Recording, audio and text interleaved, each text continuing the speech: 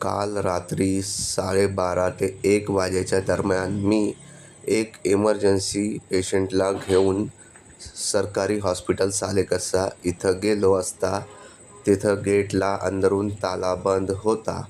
मी पुष्कळ आवाज दिलो, कोणी आला नाही. मी 10 मिनिट तिथं थांबलो. तर मग इथं रात्री डॉक्टर आणि नर्सची ड्युटी लागत नाही का? तर जर ते ड्युटी लागते तर हे गेले कुठं? हे आपल्या रूमवर मस्त AC आणि कूलरमध्ये झोपतात आणि पेशंट मरो या काही हो, रात्री कोणी इमर्जन्सीमध्ये आला तर ते पेशंटचा इलाज इथं होणार की नाही?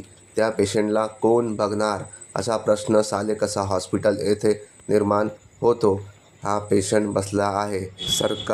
सरकारी हॉस्पिटलमध्ये गरिबांचा इलाज हो म्हणून एवढा पैसा खर्च करते, त्याचा का फायदा? इथं लक्ष देण्याची खूप आवश्यक